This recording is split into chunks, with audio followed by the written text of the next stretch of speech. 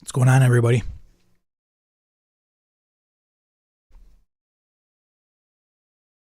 What's going on, everybody? I don't know if anybody's going to show up today, but I figure I'd bring it up, get on here, and at least tell people whether anything was going on. We'll see. It's BSRCon weekend. BSRCon is an online convention that I put on with help from huge amount of help from the community. We just get together on a weekend and play games with each other. Role-playing games, of course. I wasn't sure if I'd stream today.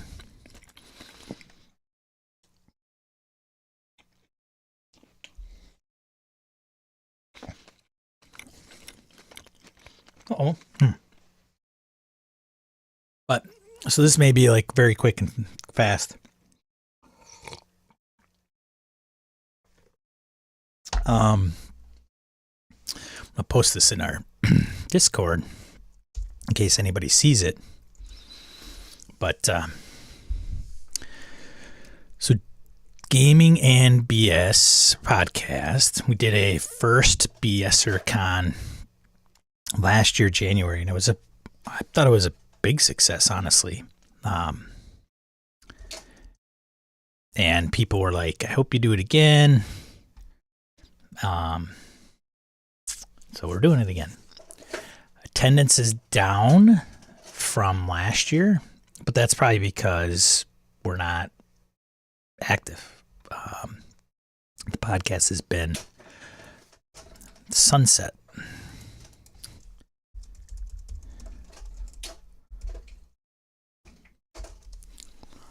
And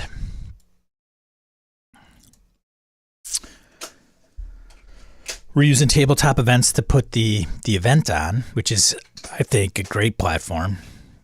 It's not without its learning curve. I don't think it's overly difficult.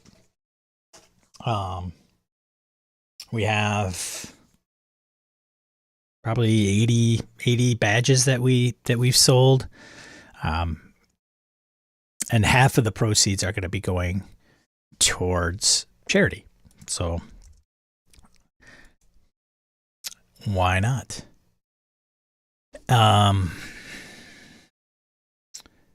We have about 80 badges sold, and then we have maybe 100 events. I'd have to double check again and see. The variety of games is pretty stellar. Savage Worlds has gotten quite a bit of submissions overall. We do have 5th edition. Hey, Nelson. Yeah, I wasn't sure either. Thanks for showing up. And if you dropped, that's cool. I wasn't sure if I was going to stream this morning. And I thought, well, what if people are like, what's the deal? You do it every Saturday morning. What's going on? And they forget that BSRCon is going on, or they don't know anything about that. I figured I'd just get on, even if it's to just say, hey, I'm not going to talk about anything because there's nobody here. And by the way, this is why. So BSRCon, I was just talking about BSRCon just briefly. It's so, I think I explained this like a couple of streams ago. We all kind of wanted, hey, Maddie Q. A lot of us had wanted to play together, and it's hard to coordinate schedules. So this is a way of just setting aside 3 days and putting up some games to play. So instead of trying to do it throughout a month, like, hey, I'm going to run this pickup game if anybody's interested, and one person can make it and nobody else can, this way we just make it happen on one weekend. I had somebody last night who, I don't know if he's going to be overly involved. I mean, he showed up for a social. I think he's bought a badge, but I don't know if he can play any games. He's got some personal family stuff going on. He says, hey, man, thanks for putting this on. You know, I think it's really great. I look forward to it, and I hope you don't stop. And as far as I'm concerned, we'll do it every year. Like, if there is 10 or 20 people that show up, and it's just a very small group, that is just fine with me. Like, hey, you could probably just talk it out. Hey, I'm gonna run this game at this time. This guy's gonna run this game at that time, and this woman's gonna run this game at that time. And great. What's up, Lucas? Joe? So, in case anybody was wondering, and so it's been good. It's great. We had some cancellations, probably more so than last year.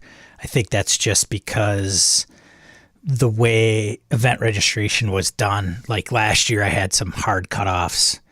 This year, I didn't. So it allowed people to submit an event and allowed people to register early, and it wasn't going to close. So, and I think people dropped from games and snuck into other ones, where I think if it was a little tighter, it would prevent some of that movement. But, it's not a big deal. It is if you're like, hey, I'm going to plan a game and then nobody's registered, and you're like, oh, well.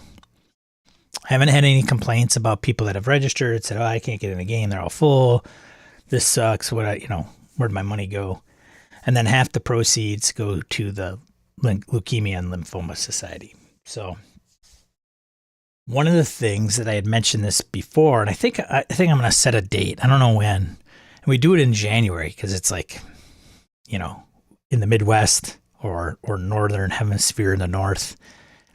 Who knows? You get buried by snow. I don't know. I was talking to my dad the other day. My dad he's a Luddite. Like, he's not a tech guy, even though now I've shown him how to text from his phone. It's like it created a monster. And I was telling him, I said, this weekend I've got this convention. And he's like, oh, so are you going to Lake Geneva or da-da-da? We need, whatever. And I said, no, I'm doing it all online. And he goes, what? Oh, how do you do that? And I said, well, it's kind of like FaceTime, Dad. Well, how many people do you get for that? And I said, well, maybe, close to 100. Well, that's a lot of people on FaceTime. I said, well, they don't all get on at once, although we have the social, but, and I was talking to him about it. I don't know where I'm going with this, but he said something to the effect of, that would be, that makes kind of sense. Like, you don't have to travel and da-da-da. It's, he's kind of pointing out and I got to say, I don't think it takes rocket science to say, oh, you do it online. You've got all these benefits and everything. But it's just funny coming from my dad, who, has little to no interest in my role-playing game space. But he, so they don't have to like travel, put up the weather, and then they don't have to buy a hotel ticket. And they could even game in their underwear if they wanted to. To which I kind of snickered, because we had a little incident on the Discord where somebody talked about not playing with pants on, and it didn't go over well with some people. What's up, Zwiefer? But what I was going to say is and the reason I brought up the date was because it's in January. Don't have to conflict with all the big cons in the summer and all that stuff and the local conventions. And I still want to do like a Saturday, Sunday. Maybe it's just a Saturday, just to see what the turnout looks like, and do. I don't know. Some people may just be like, nah, I don't want to sit in seminars all day. But I was thinking, like, could do lightning talks. I could do something like a subject matter. You submit a talk on something, and it could be a specific game and how to run it, how to play it. Crash course in, Aegon, 10 o'clock by Nelson, right? And do that, and have maybe different tracks depending on how many people were interested in doing it. Because I think that we all game master, many of us. So talking and getting up in front of people, public speaking is a little unique, but being online is different too. And, talking about a subject matter you feel real passionate about also comes into play. That could be, not as big a deal and nerve wracking. But I don't know if I would want to do it for an hour, because sometimes that might get a little long. But, for example, today at about 11, I think 1 o'clock, a gentleman is going to be talking about how to create a RPG club for kids. And I think he's got like one person showing up. I don't know if that's indicative of what the demand may be, but Mason Emerson, he's obviously done it. He's got a website that he's putting up, but he believes, pretty heavily into getting the youth into role playing games, and he's got some of the details. So, oh man, sorry to hear that, Zwiefer. That sucks. Some from the BSer community, our sincere condolences. Yeah, the fact that you're here is a little surprising, but sometimes it's, sometimes getting kind of out of that place helps. So, yeah, I hope you're doing all right. So anyways, you will be missed. So, if you can make it, great. Like if you want to just get away, you know where to find us. So, and I should say, like the lounges, the people are bopping in and out of there throughout the day. So there's the social tonight from 10 to midnight, give or take. Yeah, nothing till 10. So we'll see. I don't know. We'll put up a poll, see what the interest is, and if people want to talk about a particular game, because I think there's talks and details about games, and some people have played and some people haven't.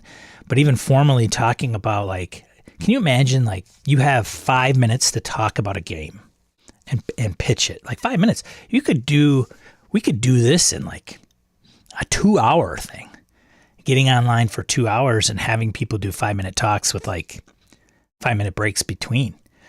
And boom, boom, boom, boom, boom. So you could say, all right, here's kind of the gist of this game and what's unique about it. That might have some value. What's up, Victor?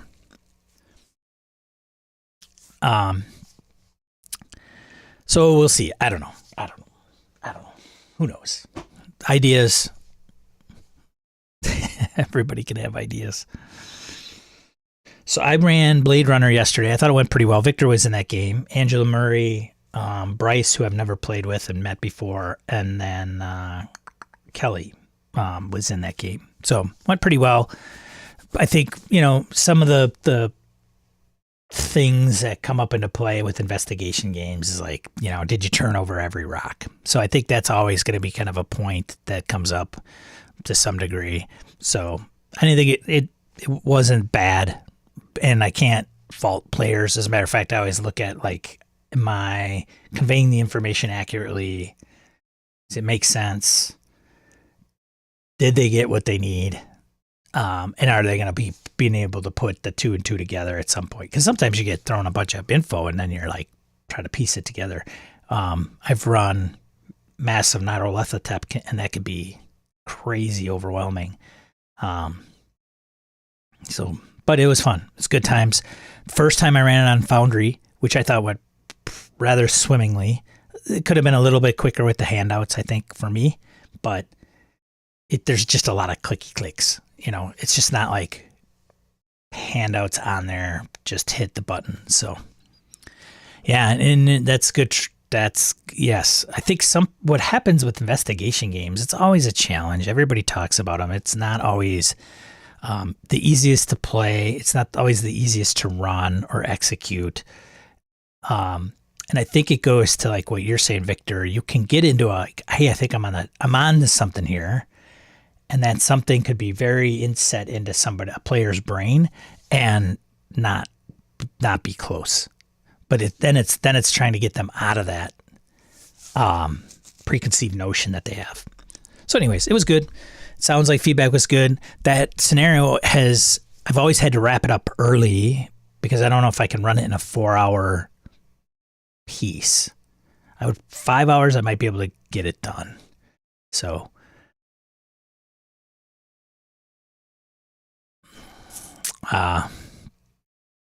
those vodka bottles. Yeah. I think there is like vodka bottles. So, what do you gather from that? Oh, they're drinking. Why are they drinking? Maybe to, why do people drink? So you kind of put that together. Who knows? Redirecting, he says, I think 45-minute slots would be perfect, longer than an hour, and you could have that extra 15 minutes as an overflow case topic really has it off. Yeah. Man, Q, running a Pathfinder module for my 5e guys right now. Right now? While you're like chatting? It's an investigation. Oh, I got it. Right now in the present day. Got it. It's an investigation. I got to hold their hands the whole way. And with anything, some of these scenarios will be like, have them roll. If they roll this, they discover that. Like, just give them everything. Just give them everything. Because I think the fun of because most of the times you probably get the clue anyway. Like every TV show, they get the clue. It's just like, what is it? Like, oh, it's a matchbook. To where? Oh, a restaurant. That's strange. Okay, well then go to the restaurant, dude, and find out what the hell's. Oh, wait, open up the matchbook. What's it got inside? A telephone number. So we have a place and a telephone number, but they're not the same place. Oh, okay, interesting. Just give them everything. They just aren't used to that style play. Yeah. And what is so obvious to the game master is never that obvious to the players. One guy in the group might be onto it pretty on top of it, but the other people may not, or another person in the party thinks they are. So then they got conflicting views, and then hopefully the one that knows everything or is on the right path is the one that leads the charge. Often investigation games used all the CSI tropes. Play into those. Yeah. Yeah. I think with Blade Runner is a little unique, and I mentioned this to the players, where I think anybody that plays it gets kind of some of the details. It's really the moral quandary behind having, morally questionable, ethically questionable informants. They're Nexus 8. You're supposed to, apprehend Nexus 8 models, but they're your best contact. Nexus 8s went haywire. Nexus 9s are only a year old. Our Nexus 9s proven to be stable because Nexus 8s are illegal because they went off the rails in the first Blade Runner movie. And you've been doing cop work and police work for a while. So does your character even trust, the androids? And then how do and are the ethical things behind the androids something so there's a lot of that. The investigation piece just kind of moves things from one thing to the next and unveils those conundrums. So it's kind of like a twofold angle that RPG is going for. So so when you go to question somebody and you're going to try to get clues, that's always another thing too. So, I look at it and say, if this were a television CSI show or Law and Order, and they went to interview somebody, and that person's going to give them info. They're going to say, yeah, I saw everything, or I didn't see everything, but what I did see was this and this and that. And then you have to ask yourself, well, are they truthful? Well, then there's a role. I sometimes wonder if you just tell the players. But there's a role. You got to have role play, you got to have some dice rolling in RPGs. So you have them roll. You don't think they're telling you the truth. But then what do? Do you strong arm them? Do you, torture them to get the information? Or you just got to go, okay, he's obviously full of crap. What are they hiding? So eventually, hopefully, you get some contradictory information from another person. And then you all right, one of them is telling the truth. Probably one isn't. So I think that throws things off a little bit. So I look at it and say, well, then what happens in the show if somebody's lying? they cut them loose. They do some more digging, find some more clues, and then realize that person's completely lying. They bring them back in and like press them, right? Put stuff in front of them. Hey, here's all the evidence. Like, and if you don't talk, we're gonna throw you in the clink. Long time. You're going up the river a long time. You're looking at some serious time. All right, fine. It was their idea. And then they just spill that stuff, and then you got the info. I don't know.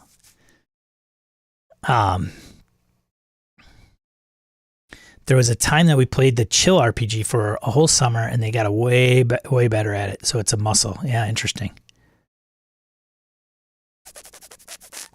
Nexus 9s have been really messed with in the brain. Yes, the game is more about what is human, what is not, and what behavior is acceptable. Yep. I've ran that 4 to 5 times. Feel free to hit me up on Discord if you want someone to bounce ideas off. Those guys bantered between each others. So Brand Blade Runner, great, fun, good stuff.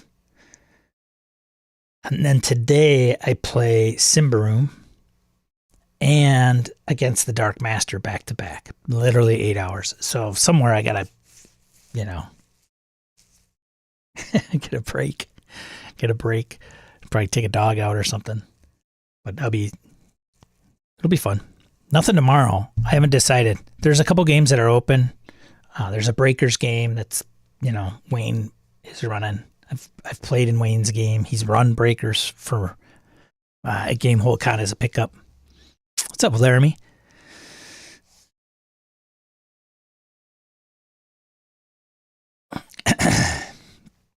I played that today Against the Dark Master today in Symbaroum.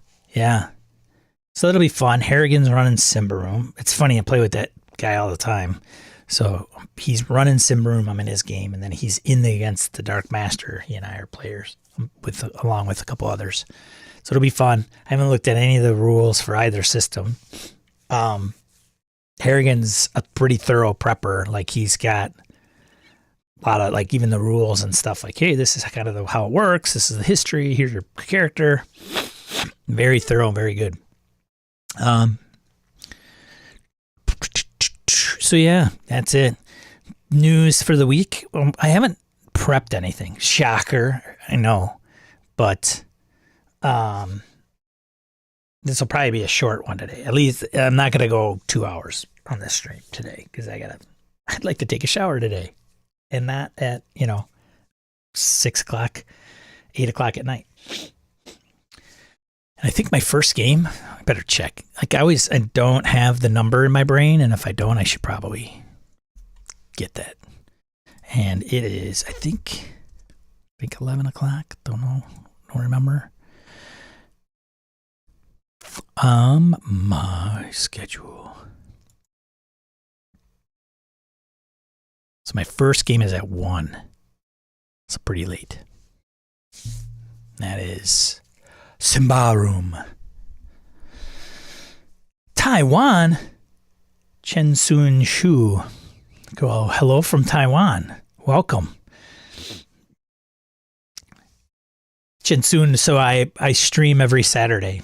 Talk about tabletop role-playing games. So if that is not your jam, then you're probably in the wrong chat room. So if you appreciate games, role-playing games of all different kinds, then you're fine. I just kind of banter. We have help from the other folks in the chat that I've met and known for a little time. They're part of a community that I was a part of when I did a podcast for some years. But welcome if this is your first time here. Let's see. So news. Should we just see what like EN World has popped up this week? I think if you've been living under a rock, the big news is the OGL draft that has come out. All you love to play Symbaroum? Yeah.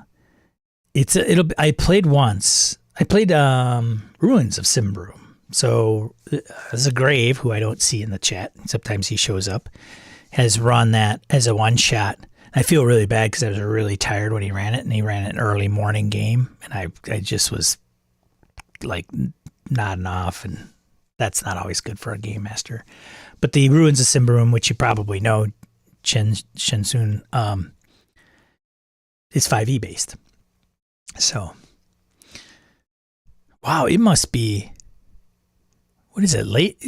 Taiwan? What time is it in Taiwan? Taiwan current time. 10:30 at night.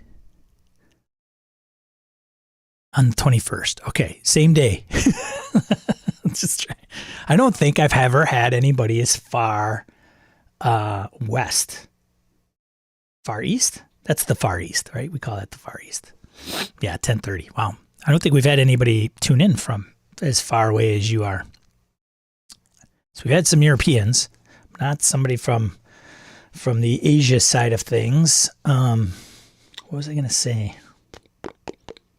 Although one of the folks that I had on the show for GM Mastermind is living in Korea.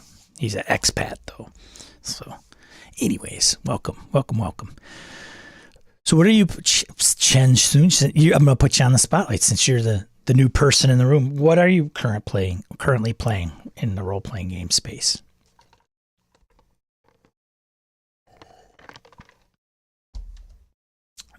What are you currently playing? Share with us your RPG story. How long you been gaming? What do you play? All right, let's see. I've got Ian World up here. Yeah, of course I don't have browser source always. I was running a bit behind this morning. Just because dogs, I was hoping to knock them out. All right. So, having not played for a couple months, that's okay. We all have breaks. Sometimes we have year breaks, like long breaks. I got out of the hobby for 10 or 12 years at one point, so. All right. So what is some of the things? Okay. So this is interesting. I didn't see this headline, but I figured we should probably put it out there. Apparently, I didn't know this. WotC says they're not making AI Dungeon Masters. Okay, good to know. They're oh man. This discussion, I tell you. Adding to the recent spat of YouTube-based claims about WotC's plans for D&D were some additional claims that D&D Beyond would be a $30 subscription fee, and B, that homebrew content would not be permitted on lower tiers, and C, that D&D Beyond was actively working on AI Dungeon Masters. Some of this was based on long ago debunked slide from presentation last year. Here's some clarifications. So they said it's false for the $30.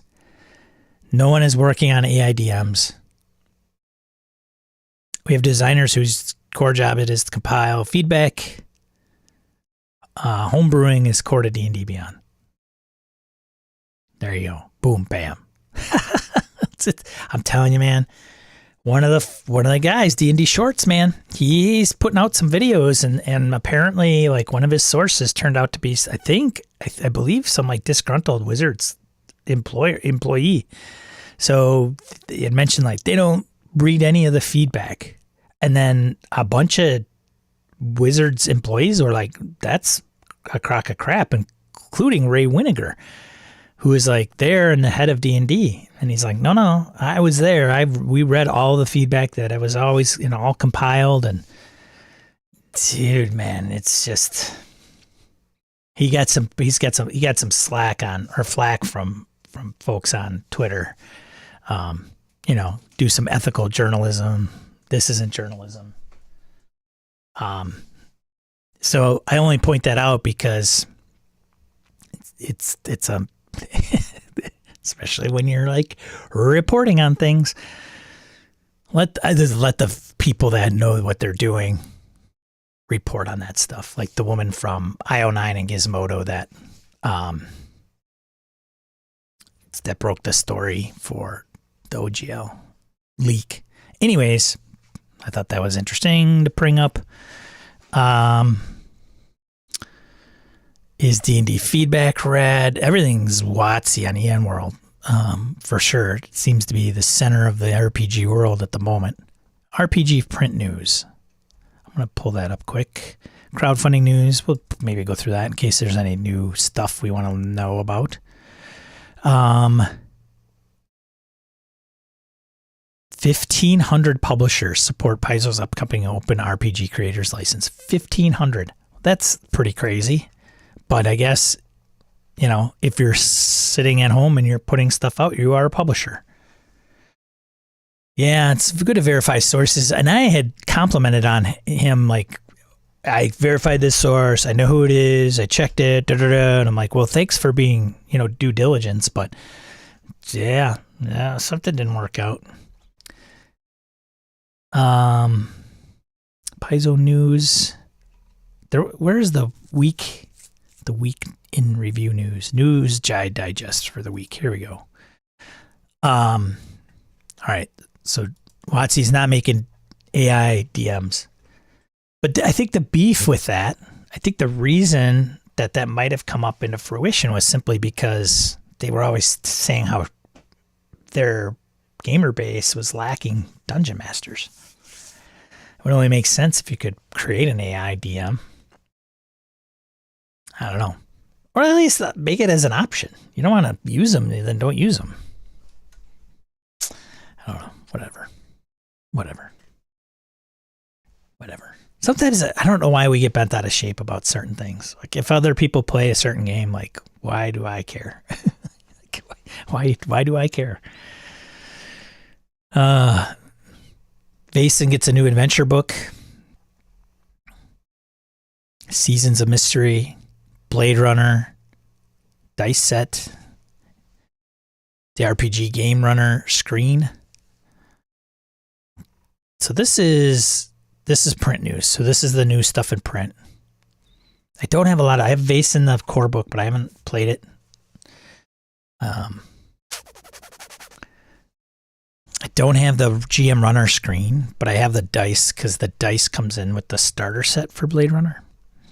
And it comes with the little symbols, which is nice and handy. Aquatic Adventures by Night Owl Games, Old School Essentials books.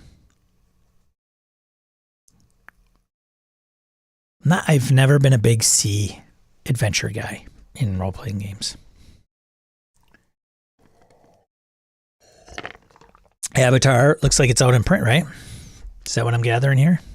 Right? All the Kickstarter stuff out in print? Is all the Kickstarter people got their stuff? Avatar Legends Standard Bundle, Avatar Legends Core Rulebook, Wan Shi Tong's Adventure Guide, Dice Pack, Combat Action Deck, Journal Pack, Cloth Map, Paisho Tile, Dice Bag. And the prices. Avatar Legends Core Rulebook here with like a special cover. Just two alternate covers. Nice. $100 each. Fallout perk cards. So if you're a Fallout person playing a Modiphius is Fallout 2D20.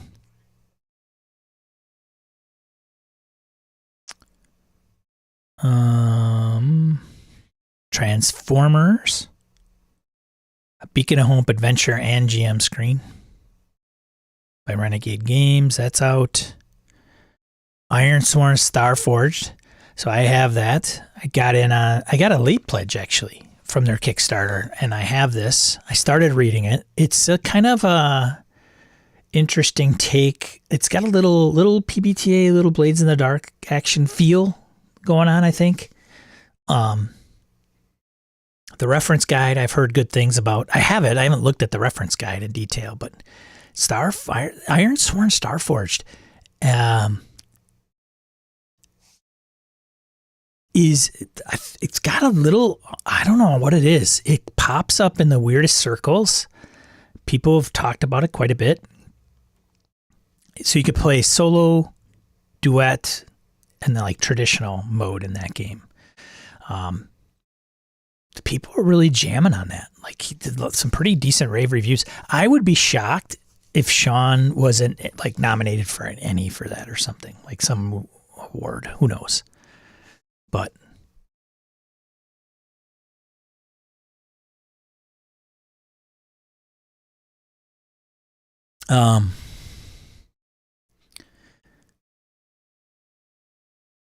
AI GM tools might be handy.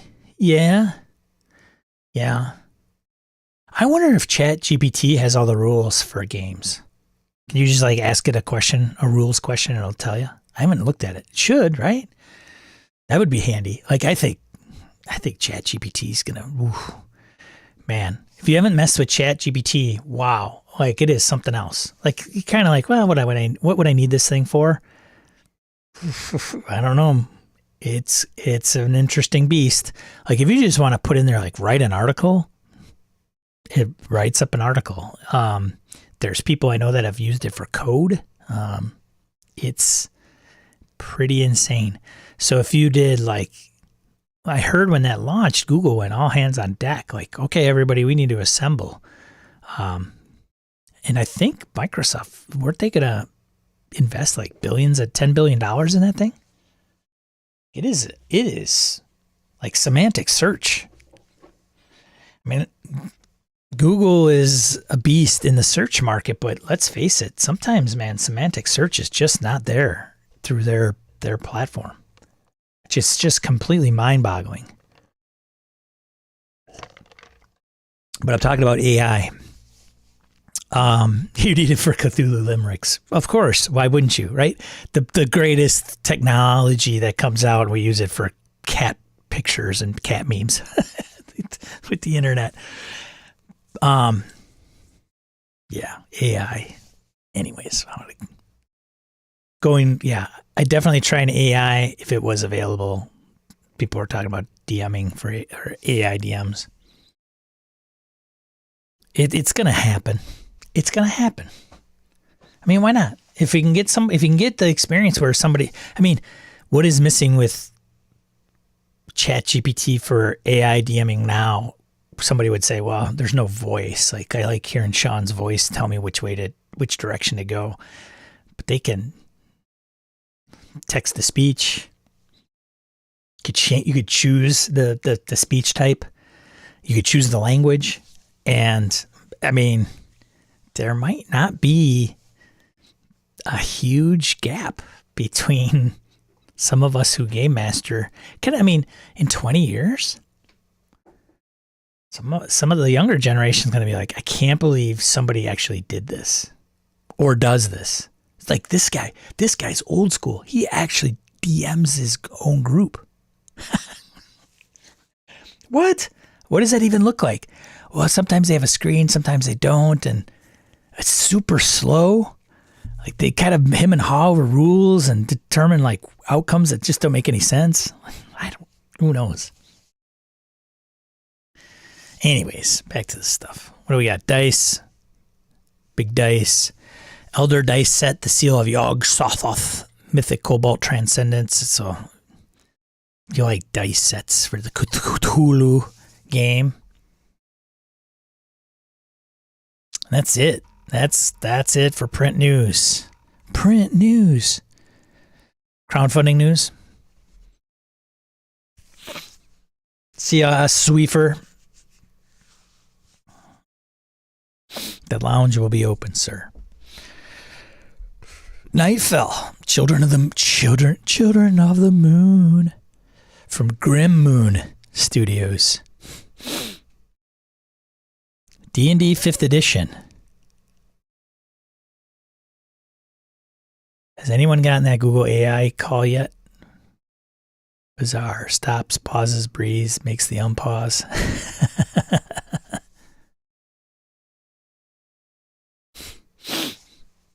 Oh, you're being serious. I don't I think I have once. It is weird. It's crazy. It's crazy. It's crazy. You know, I'm not real. I'm like an AI. Just kidding. Anyways, Night Fell, Children of the Moon, funded. It's 5e. Ching. Next one, action adventure role playing Heroes, Christopher Helton. So Christopher's been around for a long time. I think he used to write for Ian World. $20 for the PDF, discounted POD versions. So this is the core rulebook. Need a nostalgic taste of superheroes, but created with a modern RPG sensibility. Action Heroes brings a polished street-level superhero RPG to your gaming table. Interesting. It's funded. He only had like a $300 goal. It's up to $1,800. Oh.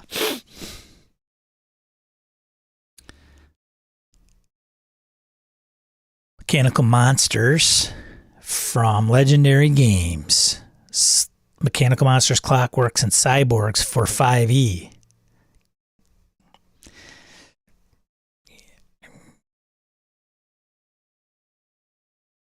God, look at that. $1,000. $1,000 goal. It's funded at 29 grand. God, what is going on, man? It's crazy. You'd think there was no material out there for this stuff for 5th edition. Now, this is for Pathfinder 5th and Starfinder, so 140 Beasts, Horror Epics, Grim Weird Tales, Volume 3 and 4, 5e Fantasy Horror Adventures. $6 for 5th edition, totally funded. Of course, why wouldn't it be? Why? Nightfall RPG looks pretty badass. Does look badass. I have a sneeze coming on, I think, maybe. Ezreal's Guide to the Apocalypse for 5e by Red Panda Publishing. It's an adventure. $200 is the popular pledge for the PDF and print versions of the book, deck, miniatures, dice, and more. That's the most popular pledge. Now, think about that. Did it fund? I'm going to guess so. Yeah. 10 grand minimum to get it at 40. It's a 5e campaign, covers higher levels 10 to 20. Which isn't the unusual element of the project, though being higher than level is unusual. No, this is different because the story events and NPCs are based on the biblical book of Revelation. Wow. Featuring Azrael, the angel of death, and the 7 seals. Oh. All right. Adaptable encounters, 5e and OSR, $1 each.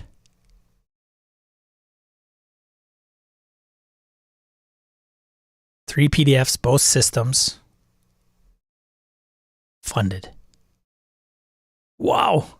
10,000%. Holy cow.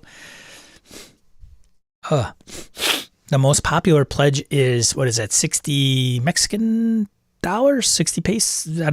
What is it down there for currency? Pesos? That's not how you do pesos, though. Anyways, good for them. Jeez, blowing it out.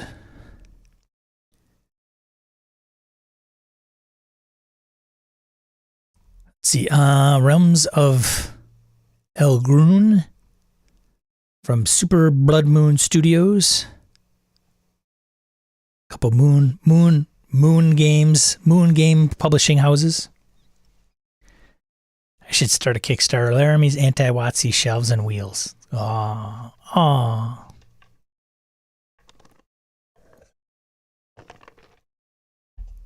This one, original core book, $60 is the average pledge. It's funded. It's complete rules, light science, fantasy RPG available as a boxed set. Oh, very nice. On a world with millions of dungeons, you're tasked with clearing them. with helping kickstart the dawn of a new era. The world and original system are shared through multiple sub 100-page books. That's nice. If a world honeycombed with dungeons appeals to, check out the campaign page for a free preview. Nice. Paranormal Power. A psionics option for 5e and advanced 5e. I guess A5e is advanced 5e. The Eon World version. Is it funded? Yeah, it's probably funded. $20 for the PDF of the book. It's a 64-page book. Gives you Sonics with a new class, wild talents, powers, what the mindscape is like, monsters, and serpent folk culture and heritage. God, look at that. 2,000%. Huh. Okay. All right. I would love to have more insight onto these things, like, because I've never put anything together. So what does it cost to put this thing out? They put down a $500 goal. I would think it would be even more to put it out, right? Well, how many pages is it? 64 pages. I mean, what is that? Maybe 64 pieces of art? Probably not, because you're probably not putting an art on every single page. But if you were, I mean, what does that look like for cost for just art budget? Then you probably got to have somebody lay it out unless you do it. And what does art cost? Is it $100 a piece? I have no idea. That would help me understand, like, $500 goal. That's not even, that's like, what do they call it? A loss leader? What do they call the things that you put out in front to, like, hook people, but it's not going to make you any money? I don't know. I just feel like that's a current cash cow for sure. Shelves on wheels or the future. Sean, sometimes people make a really low goal to make the percent over look really impressive. Then if the pledges don't hit the cost, they cancel it on the last day. Oh, I didn't know about the cancellation piece. Yeah, that sucks. I get the hype. Funded in an hour, you know. I don't know. Is there an algorithm that Kickstarter, like, hey, if you set a funding goal and it funds quickly, then you're bubbled up to the top? Like, what is that? Maybe there's something to that method, obviously. Level Up, Advanced 5th Edition by Eon World, Gate Pass Gazette. Source book, £40 plus shipping and handling. It's a subsidiary of Eon Publishing. 220 pages of archetypes, the artificer subclass, backgrounds, cultures, Funded, crazy, funded. Yeah, it's marketing. Yeah, for sure. I guess.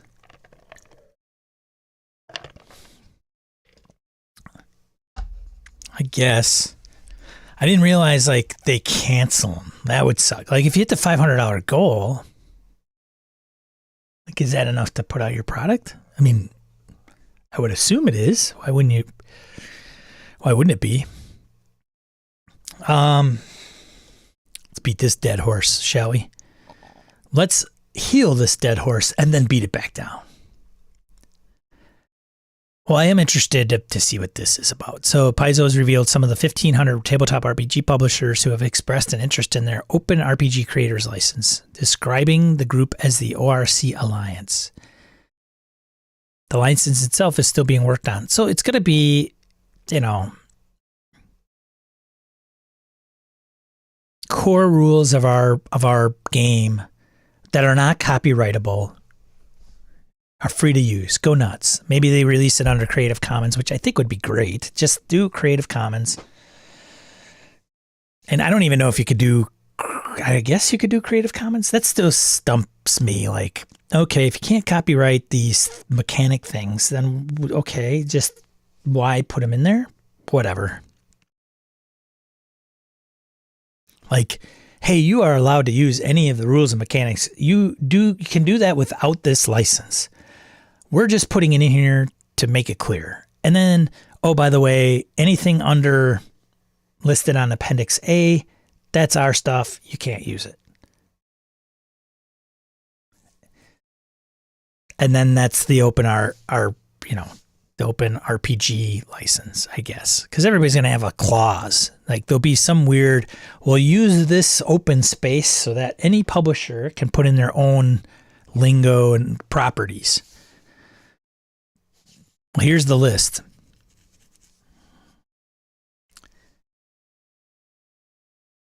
I mean, I don't know how fast they can get this out. All these people. All right, we're going to draft. Then we're going to get it ratified, I guess.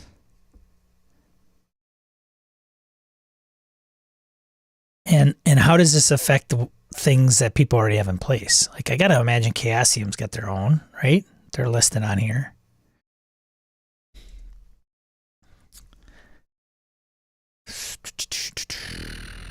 Frog God's on there, Laramie. You should know. A free RPG day.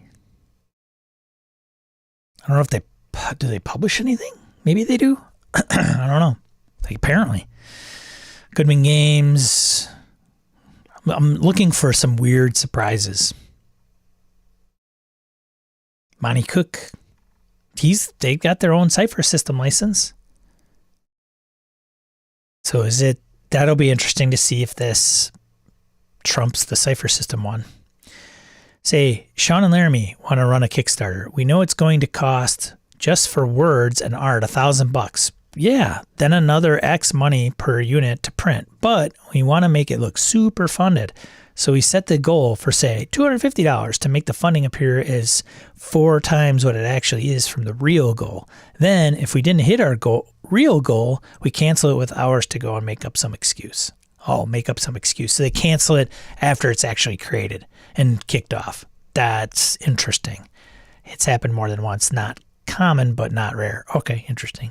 Interesting tactic, I guess. Necromancer Games, Nord Games, Open Gaming, Paizo, Paradigm, Pinnacle, Sly Flourish.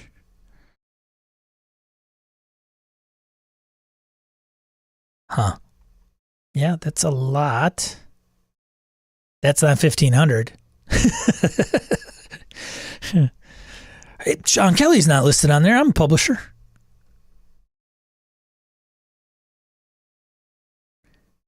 Who was I going to look for? Cobalt Press? Yeah, they're on there. No Direction? I didn't know like No Direction was putting out stuff. Do you guys know that?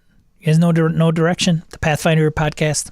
I haven't kept up with those guys in years, and Ryan Costello has kind of moved more into formal game design. I think he's working for Renegade he was on the G.I. Joe project. Fantasy Grounds, Roll20, Foundry. Foundry's on there. Fantasy Grounds is on there. Roll20 is on there. Yeah. So not a lot of surprises on here. Be hearing a lot more. I mean, yeah. I don't know. We'll see. It'll be fine. I've already went over this. I got to do a YouTube video. I don't want to get on the OGL bandwagon for YouTube. But, it's the buzz. So put something out there. What's your stance? What's your opinion? What's your take? And I think it's going to come down to this. And I've said it on this stream before. People are going to play D&D. They're going to pay for D&D Beyond. They're going to enjoy it. They're not going to care. It could be $1,000 a month. People are going to pay it. Like some people. Not all. That's going to be ridiculous. But there's going to be people that pay for it regardless. There are going to be people that hate the people that pay for it. They're going to hate the people. Some people are going to hate those that jump on the Wizards of the Coast bandwagon. It's crossing some weird picket line, whatever. There are going to be people that just want to play whatever Wizards puts out. They're never going to want to play anything else. There's going to be people like that. Some of us will sit back and say, God, I just wish they would try another game. I wish they would just try something else. And if they don't want to, so be it. If they're not going to eat green peas, Why are we going to get pissed off about it? It's not worth it. There's going to be some people that are going to get, obviously going to be up in arms no matter what Wizards does. And they could have been fans before, or they were never fans. They're just, Wizards comes out, breathes oxygen, they hate him for it. It's just going to happen. It's just going to happen. It seems very trite. It seems very, well, no shit, Sean. Like, you're not giving me any shock value. Where's the clickbait? Like, it's just not, that's it. That's it. I think some people are going to get really tired of the conversation. I know one person who's deeply involved in a lot of this, and he's like, I'm tired of it. And he's involved with understanding some of this stuff and guiding some companies around it, who is an attorney and a lawyer. Guess what? I wake up tomorrow. If I want to run a game, and the group and the people I'm wanting to run it for are still on board with what I want to run, great.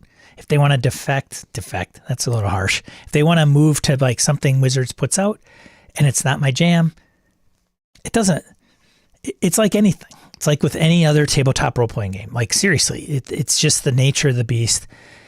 I think I have empathy for the creators that kind of get rolled on this. It's not lost on me. I don't want to sound crass, because it's going to affect some people's lives. Like, hey, I've published for this company for a long time. It's put food on my table, paid my rent, and now they're kind of like screwing me over. So some of those folks I feel bad for. There's other game companies. The problem is their argument might say, well, there are, and I could do it for them, but it's not going to make me as much money. And that may be true, it may not be. We don't know. Cobalt Press, MCDM. Actually, MCDM, are you on here? MCDM is not listed on the list. I would hope Matt would sign on to this. Maybe he's one of the other 1,480 companies. But, maybe MCDM, Cobalt Press, Operation Black Flag, whatever they're doing, they come up with a game and it's going to be awesome, and it climbs the charts and everybody globs onto that. And great. And then those creators for that system end up making as much money, or if not more, than they did for Wizards of the Coast, or under the Wizards of the Coast titles that they contributed to. Who knows?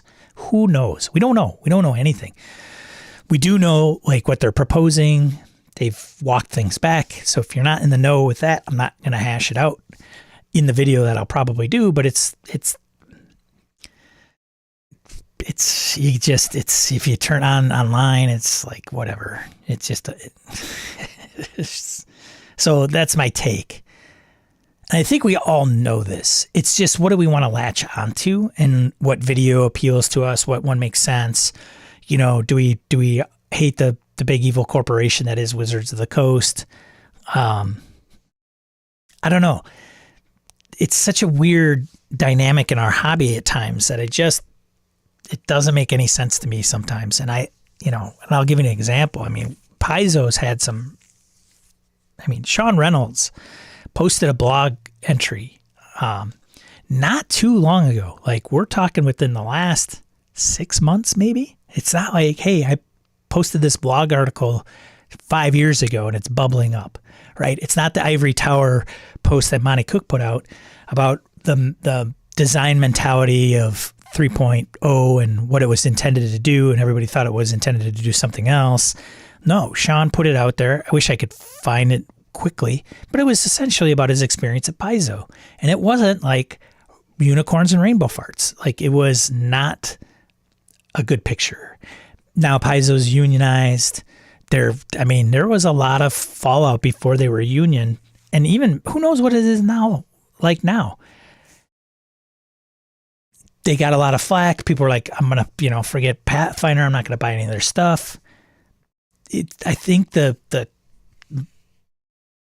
chatter has subsided quite a bit, and they're union and represented now. Great. Wizards certainly has their shortcomings.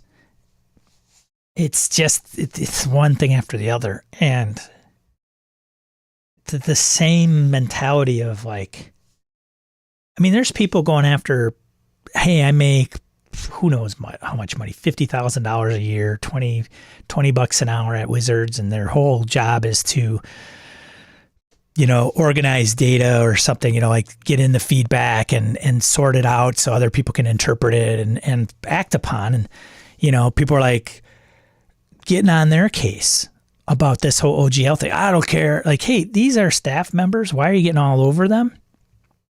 Oh, I don't care. It's all about the OGL. And until the OGL is out and they're part of that, well, then they're part of the system and part of the man, and screw them. And it's like they are showing up to work every day, 8 to 5, working for a company, performing a few tasks and duties. They have limited influence or sway, or they don't make big decisions or corporate level decisions, and people are coming down on them. Like, it's just, and here's the thing. Okay, people do that. And then people come along and say, hey, dude, put it in check. Like, this is just a person working at the company. And then they get even more irate. Like, it's just ridiculous. I don't get it. Like, I think there's a lot of angry people out there that just want to be angry. There's my take. That's all I have to say about that. So here's the deal. OGL is not finalized. There's a draft out there. There's some dates in there. They want to get it squared away. They're soliciting feedback. And then based on that feedback, they're going to roll out something. And guess what? There's going to be people that hate it. And there's going to be YouTubers that talk about that. And it's going to be like, I got a buddy, Joe. He's local. He's looking at it from a completely different view. He's like, I need the tools because it helps me. I'm not going to cancel my D&D Beyond. You guys are overreacting. It's, my interpretation of some of his posts, but he's coming in at it from a rational perspective about, look, it's a draft. Nobody knows. They're doing this. They're going to not roll, they're trying to figure this all out. The pitchforks and frickin' torches, man. Good luck being that guy standing up on the podium and saying, hold on, or on the, gallows and saying, look, hold on a second. Just relax. And then he gets grief because he's not on board. Like, he hasn't picked up his torch and pitchfork, which I think is ridiculous. Ridiculous. I have a personal vested financial interest in people play not D&D third party, but this is not the end of D&D that some people think it is. This is the vocal minority, which is fine. I get that, but it's not different than any, how do I put this? I don't know if people like Tim Cook at Apple throws his arms up all the time somebody buys an Android phone, right? So I get that there's an interest if you're in the publishing industry and you're like, God, if we could just get some of these D&D people to try the games that we put out, that would be awesome. So I get the frustration there. I'm talking about from me, user guy. Like, I'm not talking about, and here's the thing. You guys are putting out 5e product. So I'm being devil's advocate here, Laramie. If Frog God's putting out 5e product, how are you trying to pull those D&D players to their, like, Hackmaster for sure, right? Like, I love Hackmaster. I work for Kenzer.co. I'm trying to get more people to buy Hackmaster. Because I work for them and it would be great. And there's a huge pool of people that play D&D. So the ones that don't want to play anything else kind of ticks me off. But it's all through, that's like the nature of competition and things of that nature, and marketing, and trying to, like, hey, this is why ours has great value and it's more awesome, blah, blah, blah. And you know what? Just like the real world, there's going to be people that always drink Miller Lite beer. They're always going to brush their teeth with Colgate toothpaste, no matter what. Doesn't matter. those are the ones you can't convert. And for me, guy in the basement that picks up an RPG every once in a while is a little more open-minded, if you will, maybe, if I dare say. I think the angst that I'm getting at are the angst that it doesn't affect my bottom line. For those that it does, I understand. But, you know, Dennis Detwiller kind of put it out there like, I mean, Dennis Detwiller, he went on a freaking tirade on Twitter quite some time ago. It might have been a year or two ago, where it was like, nobody wants to play your, I don't know, what did he say? Something like, it was some strange reference to a game where it was like, you play, I don't know, unicorns, and the whole purpose of it is to write a story, and it's just some off the wall kind of, he was being completely snarky, but he's like, that's the deal. Doesn't mean you can't put it out, but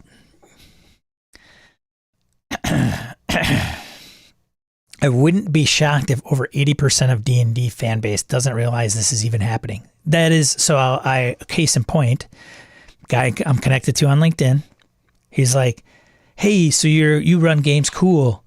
That's awesome. Do you play this or that? And I said, I do. And it was specifically like Star Wars. I'm like, yep. I own quite a few of the books. Run it, enjoy it. And then something about the OGL kerfuffle came up, and he was like, yeah, I heard about that. And what he said was like this much. He said, yeah, I didn't know that they were going to like change the rules or something, like it wasn't even at the core of what this whole issue is. And he goes, what are your thoughts? I'm like, they really messed things up. And then like a week or a few days later, he would come back. He's like, yeah, I don't even understand why they decided to propose this or something. So I don't know from the original post to the subsequent one where he might have gained more knowledge, but I agree. Like there's a few, it is hard not to know about this. I don't think it's hit. I think every day that goes by, I mean, YouTube is full of it. Like every YouTuber who's probably ever or never played D&D has probably mentioned this thing yet. So eventually it's going to get to them, whether they understand the full scope of what's going on. And frankly, I don't know if they care. I mean, they could go, oh yeah, that sucks. But you know what? I like Pathfinder. Are they gonna still make Pathfinder? Yeah. Oh, okay. Well, cool then. I'm good. Like, so is D&D, like, are they talking about getting rid of D&D? No. Oh, but they're moving to D&D Beyond. Okay, that's what I use. Okay, I mean, so I agree. Many of the D&D players, it's not gonna. How does this affect my game? And even then, they may not notice until like a year in, 2 years, where they're like, God, I wish there was more stuff. Well, nobody's making it because of these restrictions. Oh, so that's what that all was about. They can't. Oh, why can't you just make your own? Well, you can, but you can't publish it, or you have to give your money away. And I don't know. Lucas says, that's why we are a positive influence in gaming. Love what you want. This is sad, but in the end, we are the gaming community. I'm not happy, but I will continue to be positive. That's not a bad take, Lucas. Lou Emery says, man, I have so much to be mad about in life. I'm not going to yell at Bill, the data entry guy, to OTC. Brother's just paying bills. Yeah. Sorry, Sean, I was unclear. You and I are saying the same thing. This is not some weird nuclear thing people may want it to be. Yeah. No, I agree, Laramie, for sure. We're saying it two different ways, maybe a little bit. It doesn't matter, but you and I are on the same page.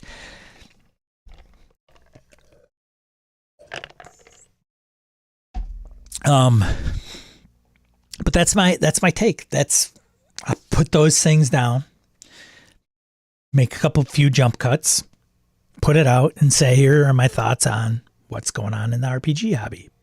Hashtag OGL.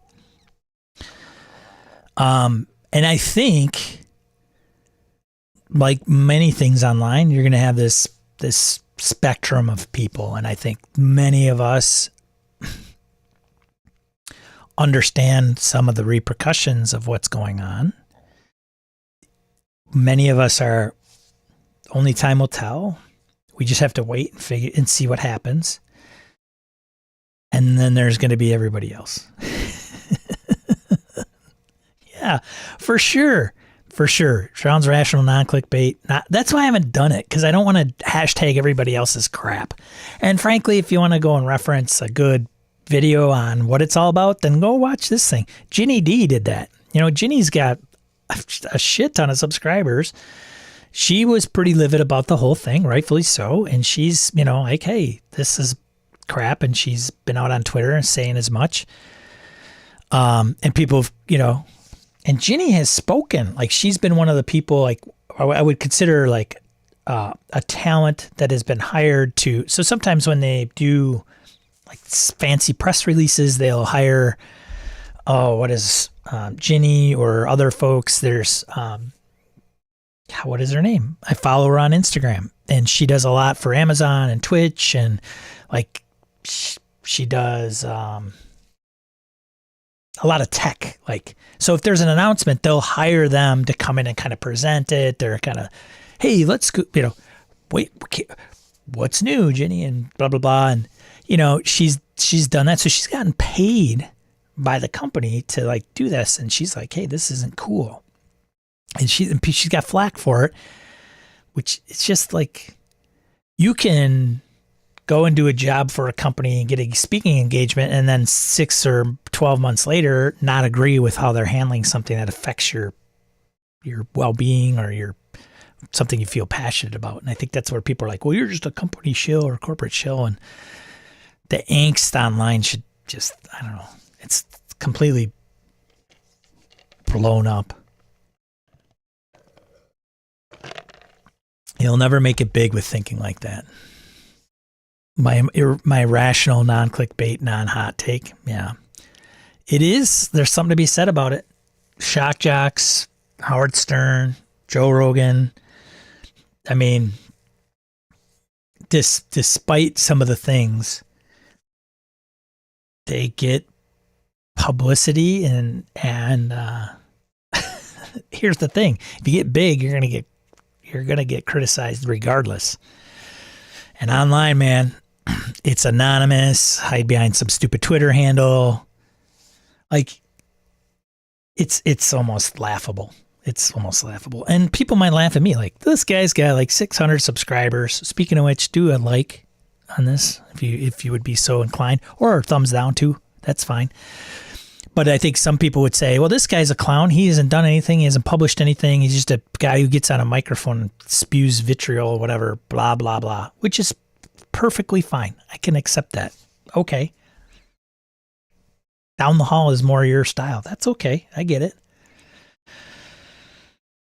But man, you want to, you know, I look at some of these folks that are on Twitter that are just like off the deep end, you know, 13 followers. Not that that means anything, but it's like, you know, if I guess I would take somebody more seriously if they had their real name and they wanted a real discussion. But there are ones that you're just not gonna, there's no winning with some folks. And I don't even think that's the point of online discussion or discussing anything, honestly. I think in that case, it's just, hey, do you understand where I'm coming from? Does that make sense? Like, you don't agree with me. Okay, that's fine. But do you know why I'm coming from the angle I'm coming from? But yeah, you're not going to float to the tops of the charts if you're not like, controversial can be come into play, and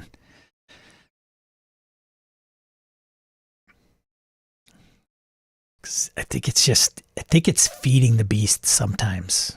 That beast is really hungry. You know,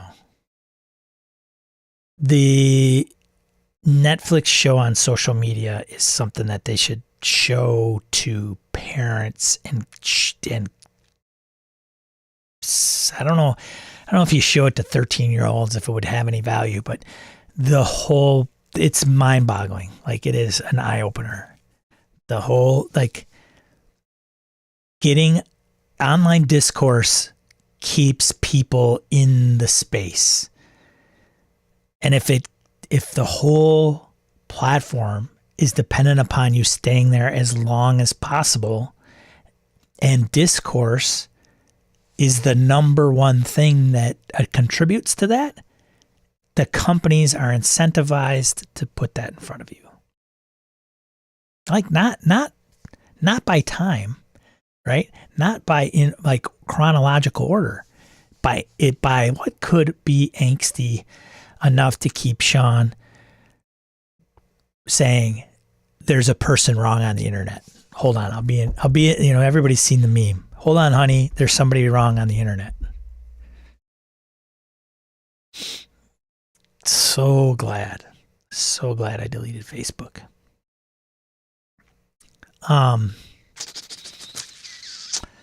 Yeah. Once again, I have money wrapped up in this, and I have watched 0 videos about it. It's all just speculation from non-lawyers. No lawyer whose opinion I would trust here is making YouTube vids. Yeah.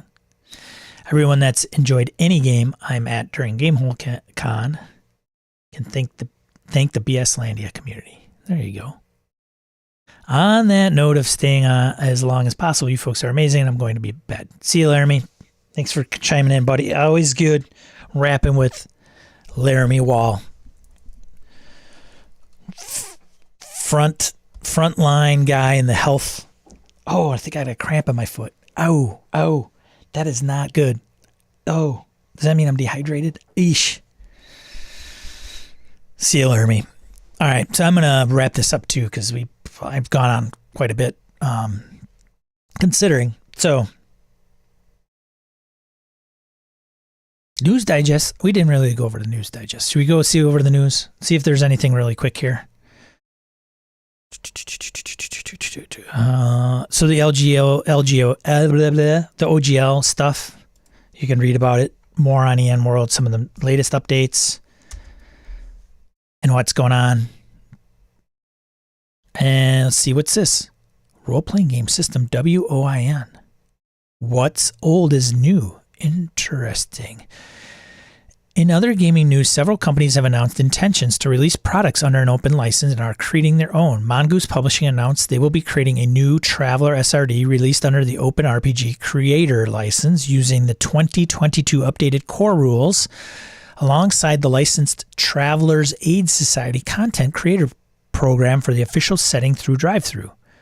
Interesting. EM Publishing announced the new starter set for the What's Old is New system will be released under as open a license as we can find. Creative Commons, maybe? Like, Free League announced they will create 2 new open licenses. One for the Year Zero engine and one for the upcoming Dragon Bang system. YZE OGL will also include an overhauled SRD and allow for creation of full third-party systems. Star Trek Adventures, Ancient Civilizations. Modiphius released the new mission brief for Star Trek Adventures titled Ancient Civilizations. PDF is now available. Pay what you want, or with a suggested price of $0. That might be interesting just to have. In case you... Elixir Dice, Metallic Dice Games announced the retail release of their Elixir Liquid Core dice line of dice. Interesting. And that's it. That's the news. So, pretty safe to say OGL is like taking up that chunk of it. So, and I think some of it's just going to be OGL because what else? I mean, everybody's kind of in a holding pattern. They don't want to create new products, put it out there, and try to figure out what license it's going to be under. So it'll be a lull in the hobby here for a bit until like the OGL is finalized and some of these companies have something to latch onto, whether it's their own or the open role playing game. What are they calling this thing again? I gotta get this shit down, man. ORC, Open RPG Creator License. So I don't know if anybody's there, but if you are, thanks for tuning in today. I didn't expect a huge turnout. Everybody's prepping their games for later this afternoon. Some might even be playing right now. BSRCon. We'll do it again in January of next year if you're interested. Join our Discord. I think I have it down in the notes below. It depends. This video is, I usually use a template. This one I did not, so it might not be down below. But if you go to gmmastermind.com/Discord. What's up, Nelson? Okay, cool. That's cool. If you go to gmmastermind.com/Discord, it'll get you to the Discord. Great people there talking about games. Very good conversations, not a lot of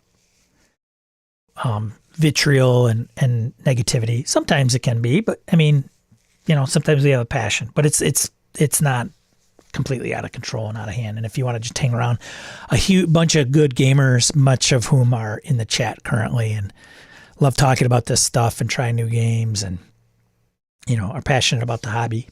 So check it out. Otherwise, a reminder to give this a like, subscribe, get the notifications. I've got some stuff to do before my games this afternoon. Lucas, good to see you, man. Thanks for tuning in. I appreciate each and every one of you. Take care of yourselves.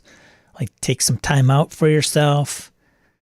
I started journaling. I should have probably brought that up. I don't know if that's of an interest. Dungeon 23 is still going. I'm behind. I haven't done it for Friday, Saturday, and I have to do it Sunday. So I have 3 days to do. I'm putting those out for shorts. What's up, Joe? Good. Everybody's still here. Okay, cool. And I started journaling. I don't know if people are big journalers. I've always wanted to, and I kind of started, and it's kind of interesting, and it's got some benefits, but it's sometimes hard. This is probably my 10th time I've tried, and it's not necessarily RPG, but it can be. And I put RPG stuff in here. I got a couple pages dedicated and different ideas and things of that nature, but, I guess that's one thing I could have shared. Anyways, I'm starting to ramble, getting off track. Be a positive force in the RPG hobby. Keep your head up. Play some games.